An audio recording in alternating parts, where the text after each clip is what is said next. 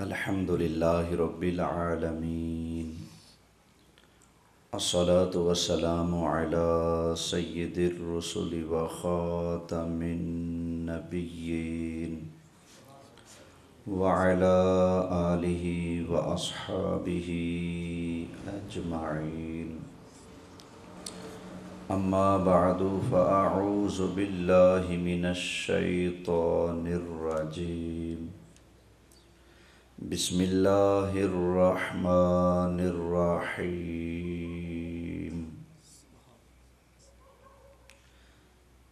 یا ایہا الذین آمنوا اتقوا اللہ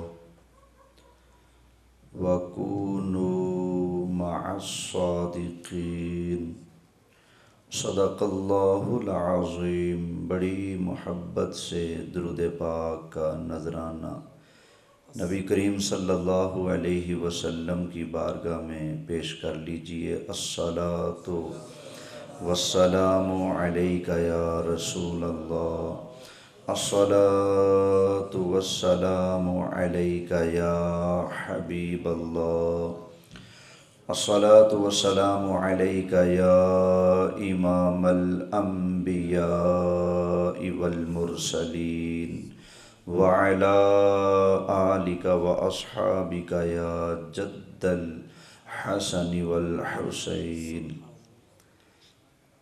انتہائی قابل صد احترام حاضرین کرام، میرے دوستوں، بزرگوں اور پیارے بچوں، اللہ کے فضل سے ایک مرتبہ پھر ہم سب کو رمضان شریف کی بابرکت گھڑیوں میں 27ویں شب نصیب ہوئی۔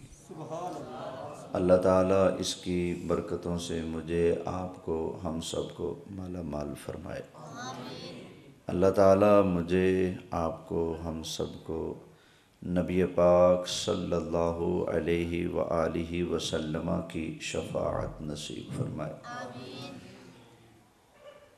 میں نے آپ حضرات کے سامنے قرآن مجید فرقان حمید کی وہ آیت تلاوت کی ہے جس میں اللہ تعالیٰ اپنے بندوں کو ڈرنے کا حکم دیتا ہے۔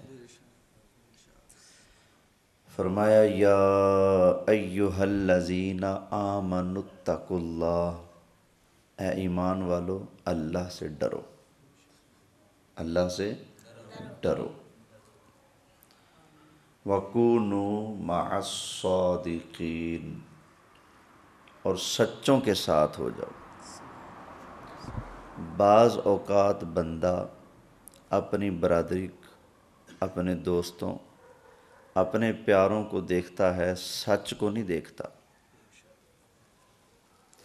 اپنا دوست ہو، یار ہو، سجن ہو، بیلی ہو، رشتہ دار ہو، جھوٹا ہی کیوں نہ ہو، اس کے ساتھ کھڑے ہو جاتے ہیں، سچے کی مخالفت کر بیٹھتے ہیں۔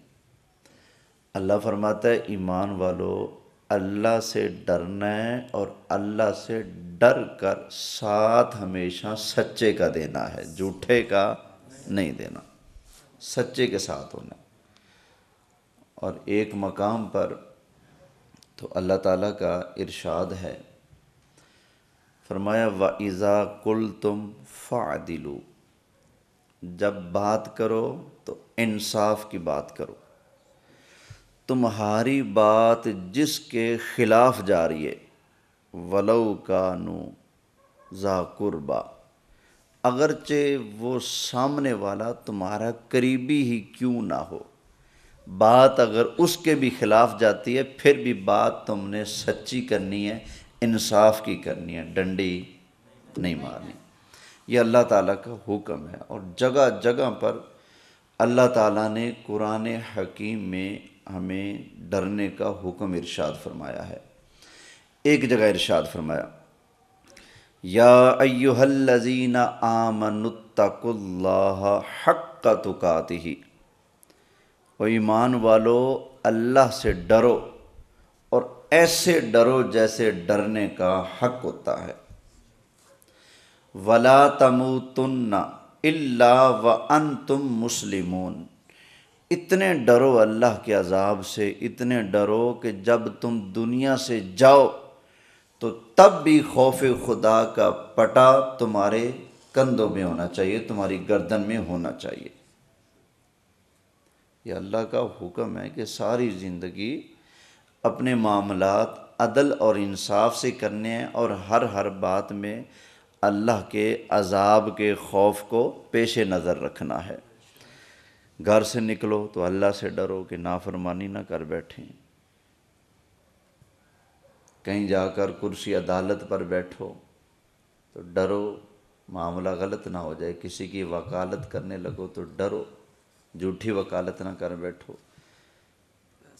اور کرسی پر بیٹھ کر کسی کا فیصلہ کرتے وقت بھی ڈرو غلط فیصلہ نہ ہو جائے، کورٹ کچہری میں جا کر کسی کے خلاف یا کسی کے حق میں گواہی دیتے ہوئے بھی سوچنا ہے کہیں اللہ کی نافرمانی نہ ہو جائے، کہیں کسی جھوٹے کا ساتھ نہ دے رہا ہوں میں۔ تو اللہ فرماتا ہے یا ایھا الذین آمنوا اتقوا اللہ حق تقاتہ ولا تموتن الا وانتم مسلمون، اتنا ڈرو اللہ کے عذاب سے، اتنا ڈرو جب دنیا سے جاؤ تو پھر بھی تمہارے دل میں خوف خدا ہونا چاہیے۔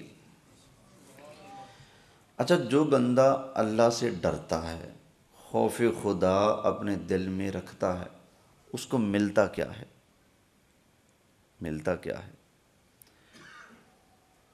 قرآن حکیم سن لیجئے،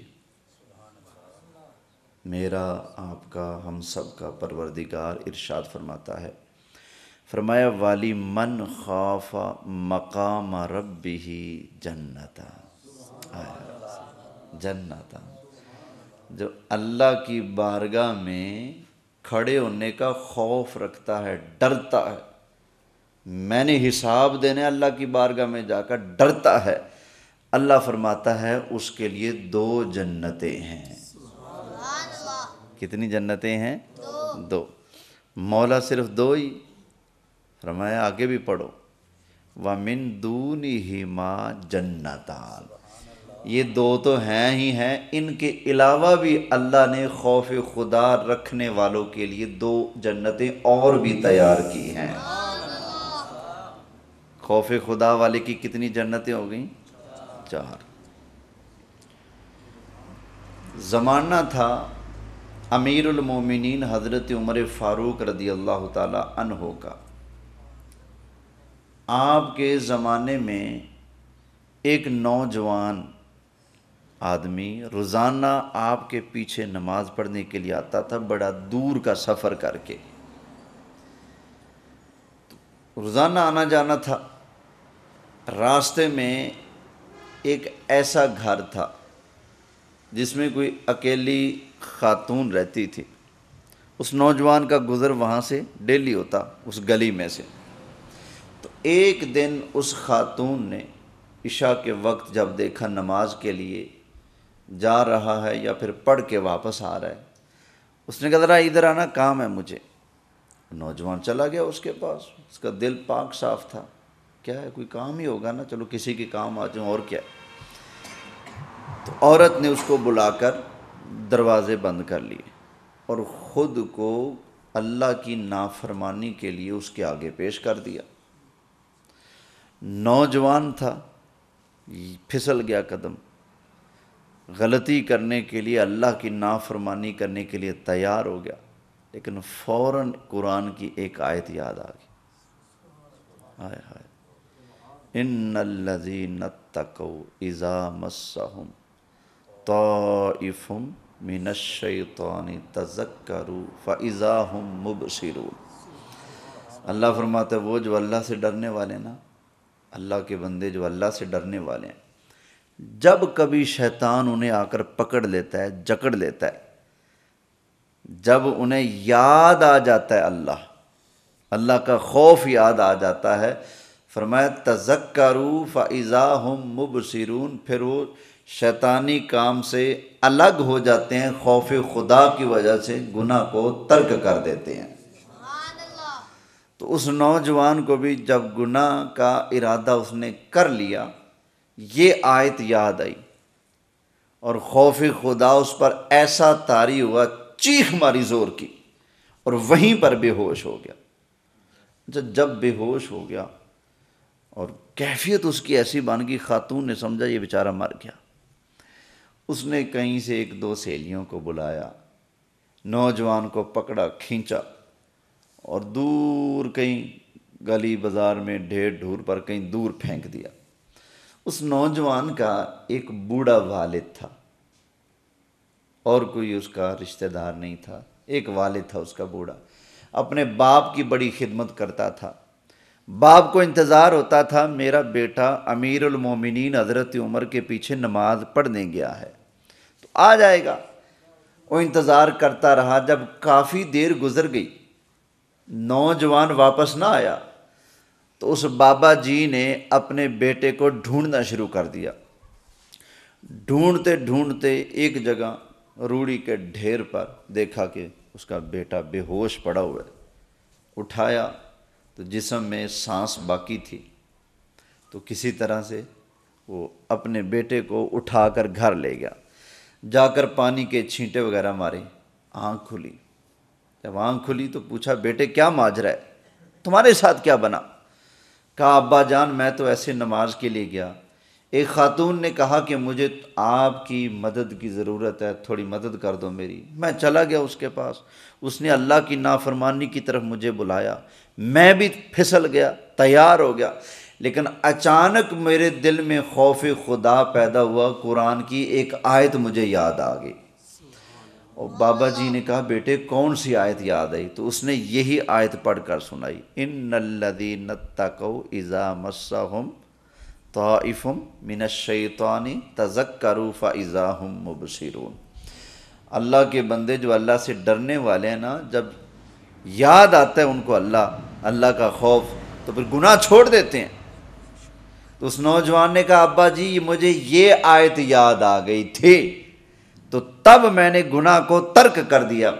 اور پھر جب آیت اس نے دوبارہ پڑھی اور اپنے ابا جی کو یہ واقعہ سنایا، دوبارہ پھر خوف خدا کا ایسا غلبہ اس کے اوپر طاری ہوا، نوجوان کی زور سے چیخ نکلی اور وہیں پر اس کا انتقال ہو گیا، وفات ہو گئی۔ اچھا بابا جی نے آس پاس محلے داروں کو اکٹھا کیا، اپنے بیٹے کو غسل دیا، کفن پہنایا، راتوں رات جنازہ پڑھا دیا۔ کہ پہلے کے دور میں نا میتوں کو زیادہ دیر نہیں رکھا جاتا تھا، یہ تو ہمارے یہاں خواہ مخواہ بن پڑے بھی فلانا فلاں جگہ سے آ رہا ہے، فلاں فلاں جگہ سے آ رہا ہے۔ آقا علیہ السلام کا ارشاد ہے جب کوئی مسلمان فوت ہو جائے تو اس کی تدفین میں دیر نہ کرو، جتنا جلدی ممکن ہو اس کو اللہ کے سپرد کر دو، دفن کر دو۔ یہ آقا علیہ السلام کا ہمیں حکم ہے۔ تو حضور کے زمانے میں یہی تھا، جو رات کو فوت ہوا ہے وہ دفن بھی رات کو ہو گیا۔ ہمارے ہاں زور ٹائم فوت ہو رہا ہے تو اگلے دن زور ٹائم اس کی تدفین ہوگی۔ اتنا لمبا پیریڈ ہم میت کو رکھ لیتے ہیں، نہیں رکھنا چاہیے، شریعت میں منع ہے، اتنی دیر نہیں رکھ سکتے۔ خیر اچھا تدفین ہوگی، سب کچھ ہو گیا۔ صبح حضرت عمر رضی اللہ تعالی عنہ مسجد نبوی شریف میں جب فجر کی نماز پڑھانے کے لیے تشریف لائے، نماز پڑھا لی۔ نماز کے بعد حضور کے صحابہ بیٹھے ہوئے تھے، حضرت عمر بھی تشریف فرمائے۔ اب باتیں شروع ہوئیں تو صحابہ کرام نے حضرت عمر سے کہا کہ رات ہم نے ایک سچا خوف خدا رکھنے والا نوجوان دیکھا۔ حضرت عمر نے کہا کون سا، کیا بات ہے؟ انہوں نے اس نوجوان کی پوری کہانی حضرت عمر کو سنائی۔ حضرت عمر نے سنا تو آپ بھی غمگین ہوئے، آنکھوں سے آنسو جاری ہو گئے۔ فرمایا ہاں وہ نوجوان تو بڑا نیک تھا، نمازیں پڑھنے آتا تھا میرے پیچھے، ملا بھی کرتا تھا، چلو ایسا کرو سارے مل کر اس کی قبر پہ جاتے ہیں۔ حضرت عمر نے باقی حضور کے صحابہ کو اپنے ساتھیوں کو ساتھ لیا اور نوجوان کی قبر پر آ گئے، اور آ کر حضرت عمر فاروق نے ارشاد فرمایا اوے نوجوان میں نے اللہ کا قرآن پڑھا، قرآن کے اندر اللہ تعالیٰ کا ارشاد پڑا وَلِمَنْ خَافَ مَقَامَ رَبِّهِ جَنَّتَانِ، جو بندہ اللہ کا خوف رکھتا ہے اپنے دل میں، اللہ کی بارگاہ میں کھڑے ہونے سے ڈرتا ہے، اللہ اس کو 2 جنتیں عطا فرماتا ہے۔ اچھا یہاں پر ایک بات مجھ سے رہ گئی، وہ یہ کہ حضرت عمر جب نوجوان کی قبر پر آئے تو آپ نے کیا فرمایا؟ سبحان اللہ، حضرت عمر نے آ کر ارشاد فرمایا السلام علیک یا صاحب القبر، اوے قبر والے تجھے سلام ہو، میں عمر آ کر تجھے سلام کرتا ہوں۔ پھر حضرت عمر نے فرمایا اے نوجوان، میں نے اللہ کا قرآن پڑھا، قرآن کے اندر اللہ کا ارشاد پڑھا، جو بندہ اپنے دل کے اندر اللہ تعالیٰ کا خوف رکھتا ہے، اللہ کی بارگاہ میں کھڑے ہونے سے ڈرتا ہے، اللہ تعالیٰ اس کو 2 جنتیں عطا فرمائے گا۔ اے نوجوان، تیرا انتقال بھی خدا کے خوف کی وجہ سے ہوا، ذرا بول کر مجھے بتا، قبر میں جانے کے بعد کیا اللہ تعالیٰ نے اپنے وعدے کے مطابق تجھے 2 جنتوں کا مالک بنایا یا نہیں بنایا؟ اللہ کی قسم ہے، حدیث کی کتابوں کے اندر لکھا پڑا موجود ہے، نوجوان کی قبر کے اندر سے آواز آئی وعلیکم السلام یا امیر المؤمنین،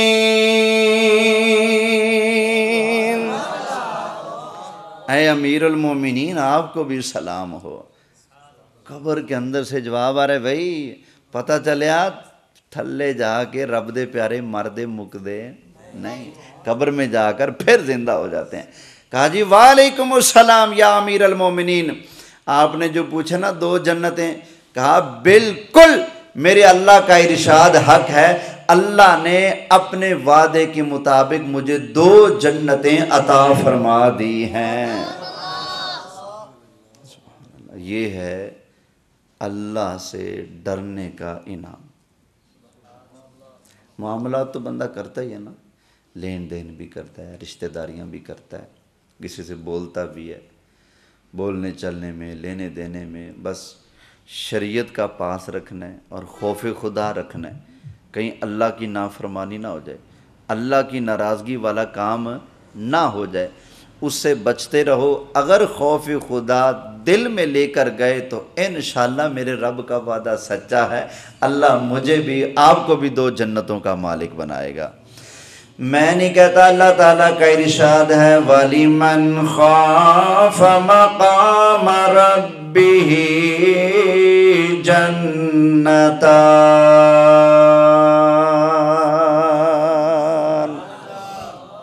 جو اللہ سے ڈرتا ہے اللہ اس کو 2 جنتیں عطا فرماتا ہے۔ اب یہاں پر بخاری شریف کی ایک حدیث بھی سن لیجئے، بس اس کے بعد بات ختم کرتا ہوں، لمبا چوڑا تو پروگرام نہیں نا، بس اختصار پیش نظر ہے تاکہ پیغام تھوڑا مختصر ہو، جامع ہو۔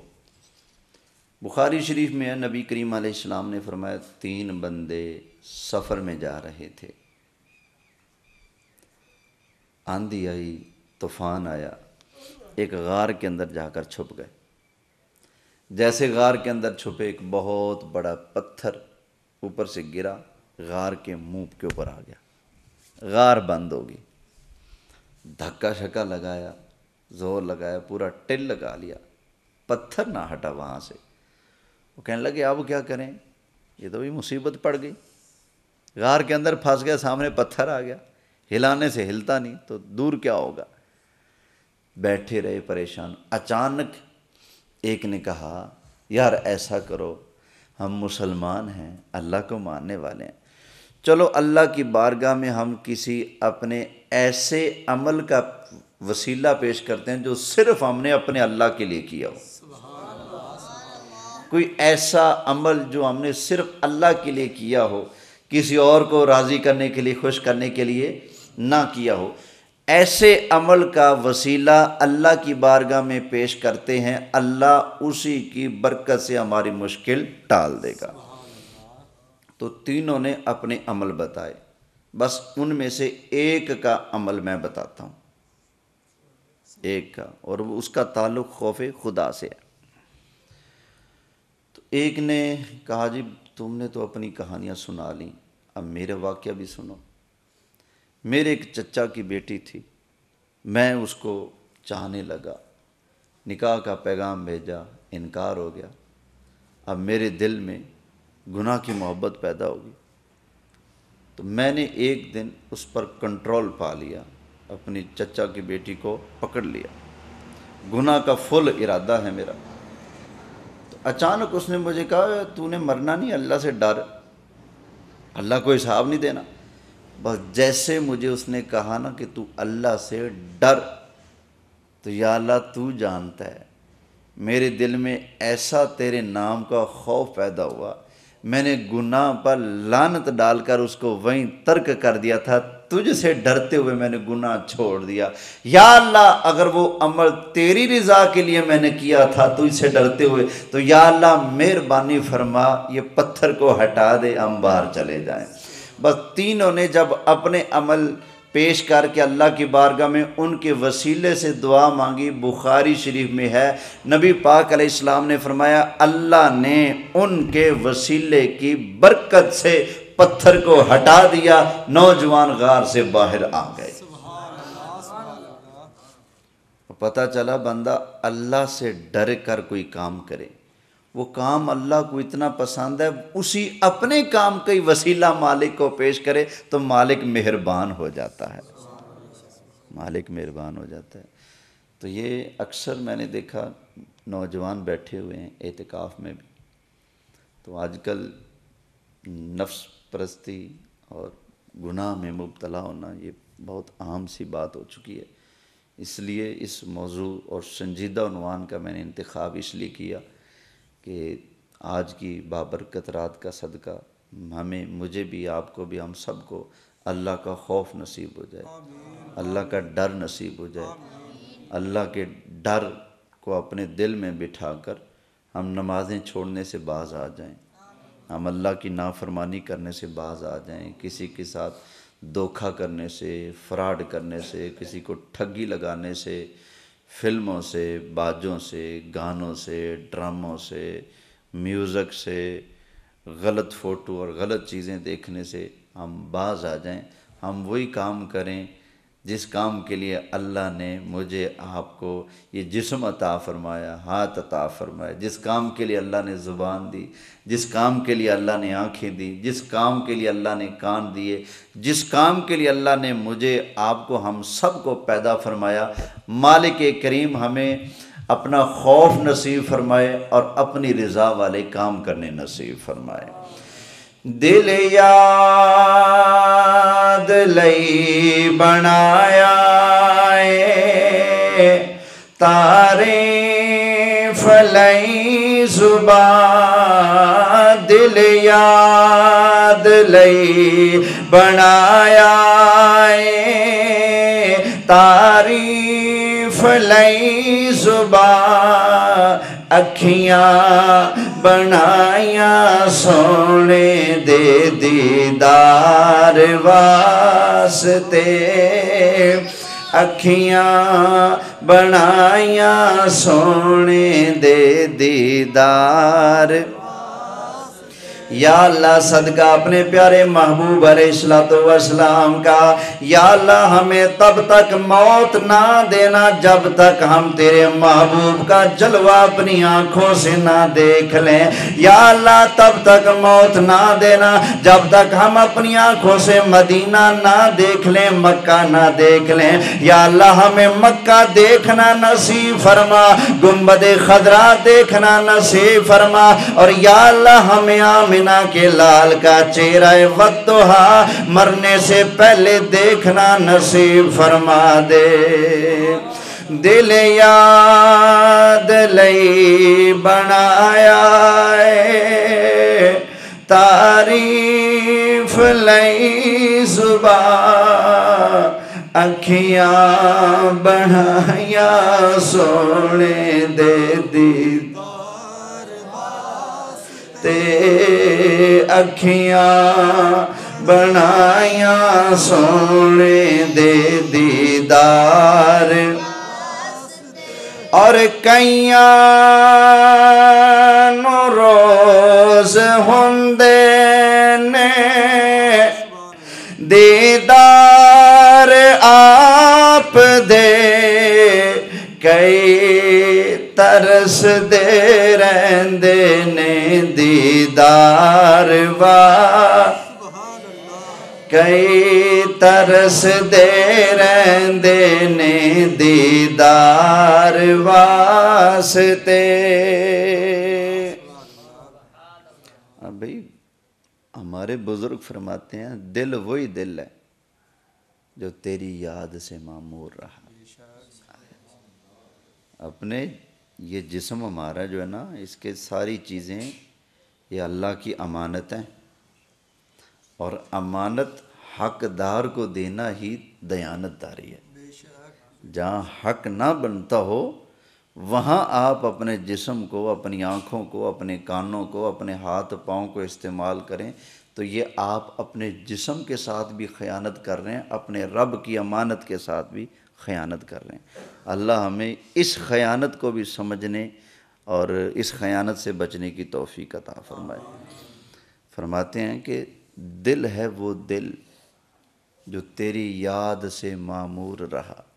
آیا دل ہے وہ دل جو تیری یاد سے معمور رہا، سر ہے وہ سر جو تیرے قدموں پہ قربان گیا۔ مجھے ایک کلام یاد آ رہا ہے، نعت خوانوں والی طرز تو ہے نہیں، اگر آپ کی اجازت ہو تو پڑھ دوں۔ اللہ کی رحمت، کیا پتہ رحمت کا میم پڑ جائے یار، اتنی برکت والی رات ہے۔ چلیں اللہ کی بارگاہ سے ہم اس کی رحمت کا سوال کرتے ہیں، آپ بھی مل کر سوالی بن جائیں اللہ کی بارگاہ کے ہیں۔ یہی تو وہ بارگاہ ہے جہاں بندہ مانگتا تو سینہ چوڑا کر کے فخر سے مانگتا ہے۔ یہی تو وہ بارگاہ بندہ مانگے تو منہ ٹیڑھا نہیں کرتا بندہ ہے، یاروں سے مانگے، بھائیوں سے مانگے، اپنے باپ سے بھی مانگے، ابا دیویں نا ہے، لیکن اللہ کی بارگاہ میں بندہ مانگتا ہے، کبھی شرم آئی ہیں؟ کتنی عظیم بارگاہ یار ہیں۔ فخر سے مانگا کرو اپنے رب سے، وہ ہمارا رب ہے۔ نبی پاک نے فرمایا جب بندہ اللہ سے گناہ کی معافی مانگتا ہے نا، اللہ فرماتا ہے فرشتوں دیکھو میرا بندہ مانتا ہے کہ میرا رب ہے جو میرے گناہ بخشے گا۔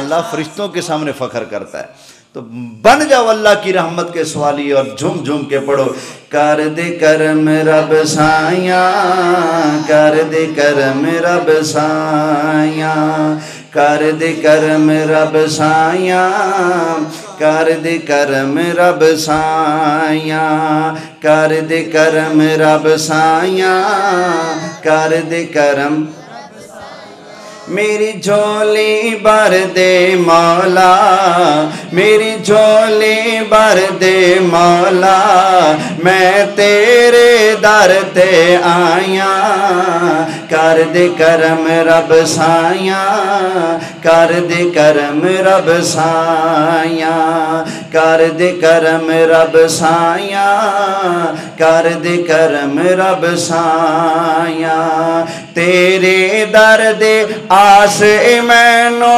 تیرے در تے آیاں، تیرے در دے آس مینو تیرے در تے آیاں، کر دے کرم رب سائیاں، کر دے کرم رب سائیاں، کر دے کرم رب سائیاں، کر دے کرم رب سائیاں، صدقہ حسن حسین دا مولا جولی دے وچ پا دے،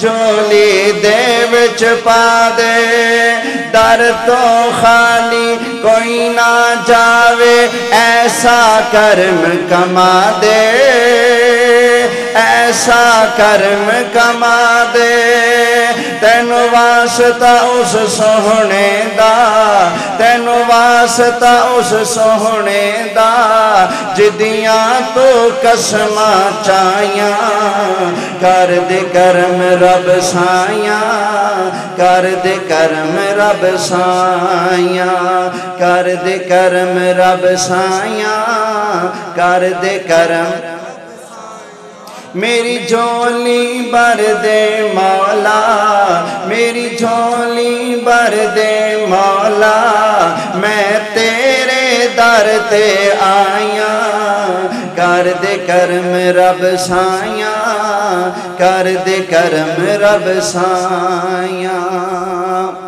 بیماراں دی سونے ربا دور ہوئے بیماری،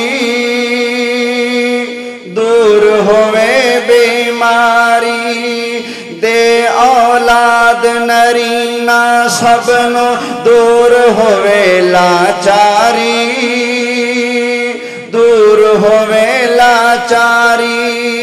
زہرا دا صدقہ مولا، زہرا دا صدقہ مولا، پنج تن دا صدقہ مولا، صدیق دا صدقہ مولا، فاروق دا صدقہ مولا، عثمان دا صدقہ مولا، حیدر دا صدقہ مولا، اج سب دیاں ہون بھلائیاں، کر دے کرم رب سایاں، کر دے کرم رب سایاں، کر دے کرم رب سایاں، کر دے کرم رب۔